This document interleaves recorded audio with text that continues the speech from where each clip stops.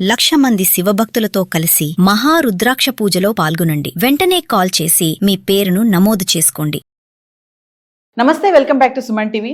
Present మనతో పాటు ఉన్నారు TEDx speaker, legendary award winner in real estate, realtor oxygen founder and CEO doctor Nandi Rameshwar Rao గారు.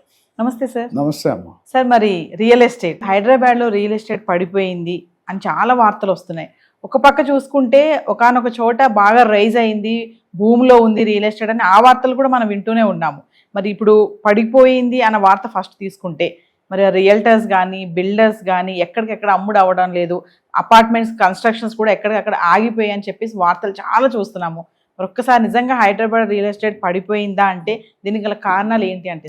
అయితే అది ఏమైనా నువ్వే అనుకున్నా, ఉన్న వాసన రియల్ ఎస్టేట్ ఎప్పుడు పడిపోదు. నేను మనం 4 సంవత్సరాల ముందు నుండి కూడా చెప్తున్నాను.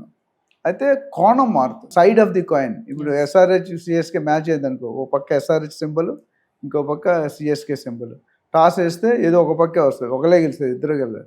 ఇక్కడ ఏమైందంటే రియల్ ఎస్టేట్ అనేది ఒక clarity gap. There is always slip between the cup and the lip. మీ థాట్కి, మా థాట్కి, బిల్డర్స్ థాట్కి, గవర్నమెంట్ థాట్కి 4 కోణాలు, నార్త్ ఈస్ట్ వెస్ట్ సౌత్.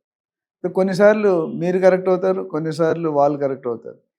వాస్తవానికి ఏంటంటే రియల్ ఎస్టేట్ స్లో డౌన్ అయింది. మీకు అంతకుముందు కూడా చాలా అనాలిసిస్ ఇచ్చింది. జనవరి 2024 రేవంత్ రెడ్డి సీఎం అవగానే నెక్స్ట్ మంత్లో ఆయన ఒక స్టేట్మెంట్ ఇచ్చారు, urban area, suburban area, rural area. అయితే దాంతోపాటు ఒక వాల్యుబుల్ స్టేట్మెంట్ యాడ్ చేశారు.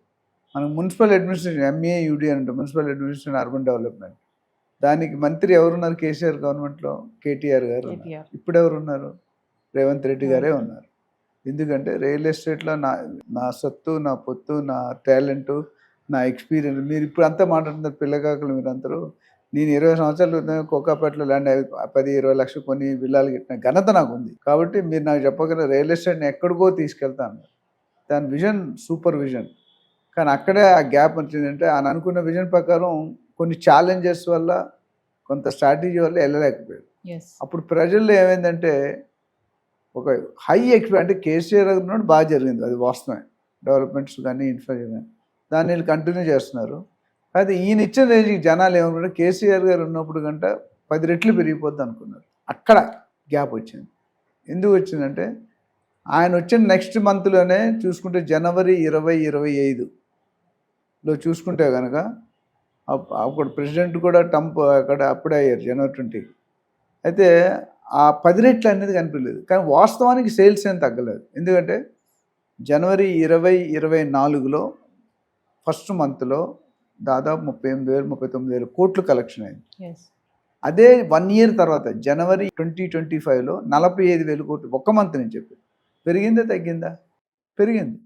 కానీ జనాలకి అనుకున్న ఎక్స్పెక్టేషన్ పెరగలేదు.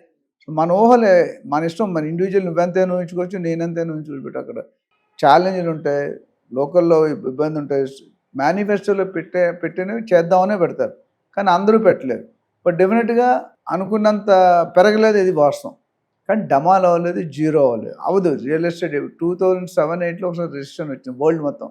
అప్పుడు బబుల్ బర్స్ట్ అయిందండి. దాని తర్వాత మళ్ళీ మేబీ రానున్న 1-2 ఇయర్స్లో ఇప్పుడు ట్రంప్ గారు వైఖరి బట్టి ఆ ప్రతిలాటకం, స్ట్రాటజీలు, రూల్స్, మైండ్ సెట్, ఇవన్నీ వల్ల వచ్చే అవకాశాలు కనిపిస్తాయి. ఇప్పుడు ఒకటి. రెండోది, ల్యాండ్ ప్రైసెస్ పెంచడం అనేది ఒక షాకింగ్ న్యూస్. అంటే నిజానికి 2024 ఆగస్టు సెప్టెంబర్లో పెంచాల్సిన రేట్లు ఇవి.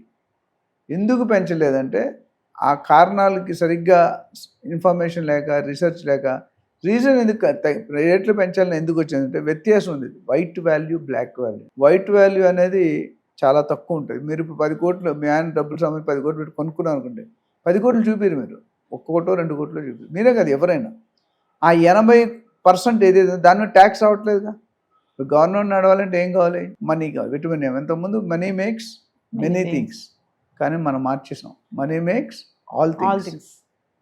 అదేవిధంగా ఈ మన తెలంగాణ కాదు, ఏ గవర్నమెంట్ అయినా డబ్బులు లేకుండా నడపలేము. వాళ్ళకి కూడా కొన్ని ఛాలెంజెస్ ఉంటాయి, కొన్ని రెస్పాన్సిబిలిటీస్ ఉంటాయి. కొన్ని అధిగమిస్తారు, కొన్ని అధిగమించారు. చంద్రబాబు గారు చూసుకుంటే యునైటెడ్ ఏపీలో ఉన్నప్పుడు ఎంత బాగా డెవలప్ చేస్తారు అనేది మన ప్రతి ఒక్కరికి తెలుసు. కానీ ఇప్పుడు ఏపీ డెవలప్ అవుతుంది, అలా అవట్లే. అనుకున్న ప్లానింగ్ జరుగుతుంది, మధ్యలో వేరే ప్రభుత్వం వచ్చింది, అది వెనక నెట్టేసింది 10-20 సంవత్సరాలు. మళ్ళీ దాన్ని నట్టుకుంటూ ముందుకు తీసుకురావాలి. అక్కడ కూడా 10 లక్షల కోట్లకి అప్పు కడుతున్నారు. అప్పు కట్టడానికి వడ్డీ కట్టడానికి మళ్ళీ అప్పు చేస్తున్నారు. ఇక్కడ కూడా అంతే పరిస్థితి. అయితే ఒక విషయం చెప్పండి సార్, మరి ఇప్పుడు క్రాష్ అవుతున్నటువంటి ఈ టైంలో మరి బిల్డర్స్ కానీ రియల్టర్స్ కానీ ఏ పాత అపార్ట్మెంట్స్ కూడా కొనుగోలు అవ్వటం లేదనేది కొన్ని వార్తలు అయితే చూస్తున్నాము. మరి దీనికి ఎలా అంటారు? ఇప్పుడు అమ్మేవాడికి కొనేవాళ్ళు లోకువ, చెప్పేవాడికి వినేవాళ్ళు లోకువ. కొన్ని పార్టీలు బాగా పెరుగుతుంది అంటారు, కొన్ని పార్టీలు బాగా పెరగట్లేదు. కొన్ని పార్టీలు అంటే ఛానల్స్ ఎస్పెషల్లీ పార్టీలు, ప్రతి ఛానల్కి ఏదో ఒక లింక్ ఉంటుంది. ఆ లింకులు మనం మాట్లాడడం కరెక్ట్ కాదని లింక్ ఉంటుంది. సో కొంత ఒక సీఎం అయ్యాక సీఎంని తిట్టేవాళ్ళు ఉంటారు, సీఎంని పొగిడేవాళ్ళు ఉంటారు, ఒక కంపెనీకి సీఈఓ తిట్టేవాళ్ళు ఉంటారు.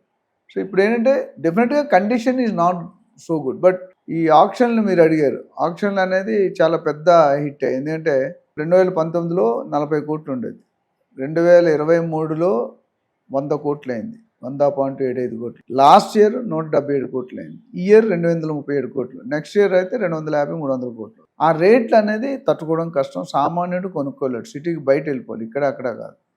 సో దాని గురించి అంటే బయర్స్ కొద్ది ఇబ్బంది పడుతున్నారు. బట్ ఇప్పటికి కూడా ఇండియాలో మెచ్చుకోవాల్సిన మాట అంటే ఇండియాలో హైదరాబాద్లోనే real estate cheap compare to Bombay, Delhi, Bengaluru, Chennai.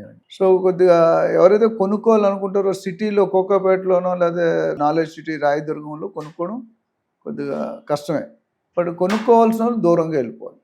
ఎందుకంటే జాబ్స్ తీసేస్తున్నారు, లే ఆఫ్స్ అవుతున్నాయి, యుద్ధాలు అవుతున్నాయి, ట్యాక్సేషన్ పడుతుంది, ఇవన్నీ తట్టుకోవాలంటే ఈజీ కాదు.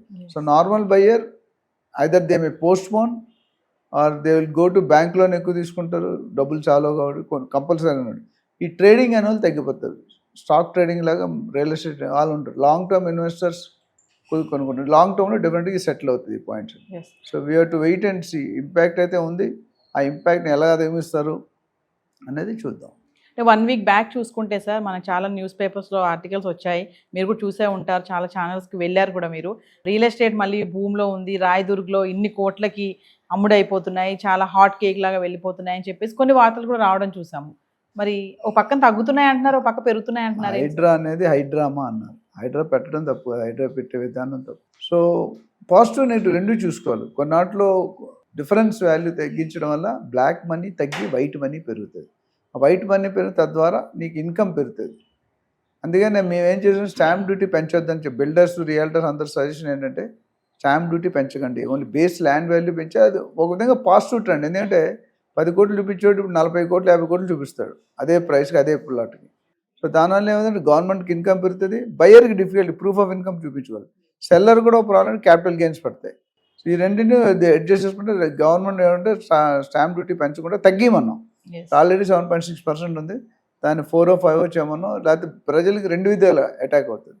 ఆ అటాక్ లేకుండా ఉండాలంటే గవర్నమెంట్ హ్యాస్ టు సపోర్ట్. ఓట్లు వేసి గెలిపించింది స్టేట్ లీడర్, వాళ్ళు మంచిదానికి వాళ్ళ సహకారానికి చేస్తారు. సో అది I think government may consider. Process జరుగుతుంది, క్రెడై, నారాయణకో వీళ్ళందరూ కూడా మాట్లాడుతున్నారు.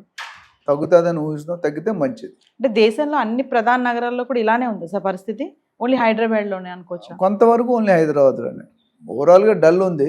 బట్ రేట్లు పెరగడం అనేది మనమే ఎక్కువ చాలా హైప్ చేసాం. గవర్నమెంట్ పెంచంటే మీరు గవర్నమెంట్కి రెవెన్యూ చూసుకోవడం తప్పులేదు, సామాన్య ప్రజలు కూడా వెనక నెట్టడం తప్పులేదు. వాటి జిందగీలో కొనుక్కోలేకపోతే మీకు రిజిస్ట్రేషన్ రాదు, రిజిస్ట్రేషన్ అయితే రెవెన్యూ రాదు. So it is vice versa. కొద్దిగా నేనైతే 50-50 బ్రిటన్ అంట, 50% కరెక్ట్, 50% రాంగ్. సో మరి ఫైనల్గా ఒక క్వశ్చన్ చెప్పండి, ప్రెసెంట్ ఈ టైంలో మరి రియల్ ఎస్టేట్లో ఇన్వెస్ట్మెంట్ చేయడం అనేది ఎంతవరకు కరెక్ట్ అంటారు? 120% ఇన్వెస్ట్ చేయడం కరెక్ట్. ఇంకా దీనికంటే తగ్గుతాయని కూడా మన భ్రమ. సో కొనుక్కుంటే డబ్బులుంటే ఇంకా లేట్ చేయకుండా కొనుక్కుంటే ముందు రోజుల్లో రానున్న రోజుల్లో పెరగడమే తప్ప తరగడం ఉండదు. Thank you sir.